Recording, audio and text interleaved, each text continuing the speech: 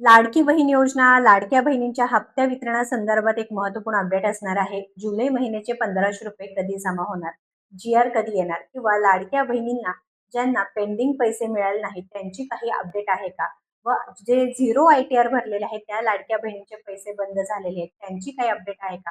लगेच माहिती बघूया. पण त्याआधी आपल्या योजना यात्रा पेजला व चॅनलला फॉलो, सबस्क्राईब करून घ्यायचं आहे. कारण लाडकी बहीण योजनेअंतर्गत 100% खात्रीशीर अपडेट आपल्या योजना यात्रा चॅनलच्या माध्यमातून दिलं जातं.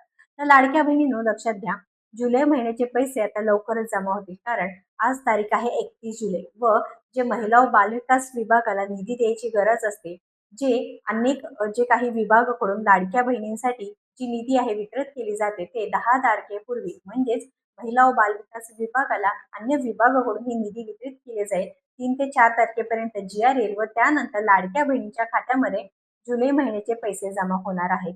पण आता ज्या लाडक्या बहिणीच्या खात्यामध्ये पैसे जमा झाले नाहीत, त्यांचं काय? तर लाडक्या बहिणींनो, एक आनंदाची अपडेट आहे. यावेळेस लाडक्या बहिणींच्या संख्येमध्ये वाढ होण्याची शक्यता आहे. कारण महिला व बालविकास विभागाच्या ज्या मंत्री आहेत, माननीय अदितीताई तटकरे यांनी सुद्धा सांगितलं आहे, की ज्यांनी निवेदन दिलेलं आहे, ज्या काही निवेदनानुसार आम्ही लाडक्या बहिणींचं पुन्हा एकदा क्रॉस व्हेरिफिकेशन करत आहोत व त्या क्रॉस व्हेरिफिकेशनमध्ये जर तुम्ही पात्र झाला, तर 100% तुमच्या खात्यामध्ये यावेळेस म्हणजे जुलै महिन्याचे पैसे जमा होण्यास सुरुवात होणार आहे. ₹1500 जमा होणार आहे. पेंडिंग हप्त्याचं काय?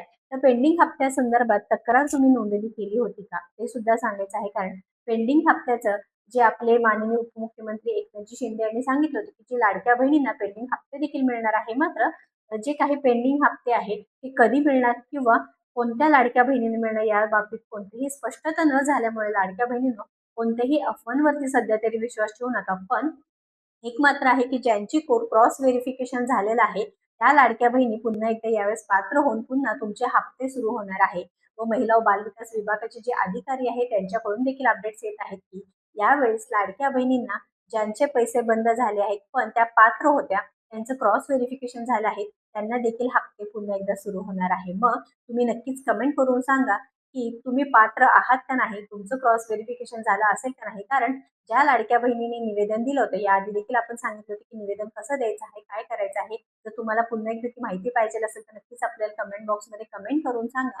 व्हिडिओ महत्त्वाचा आहे, जास्तीत जास्त शेअर करून पुढील सर्व अपडेटसाठी आपल्या योजना यात्रा पेजला व चॅनलला फॉलो, सबस्क्राईब करा. धन्यवाद.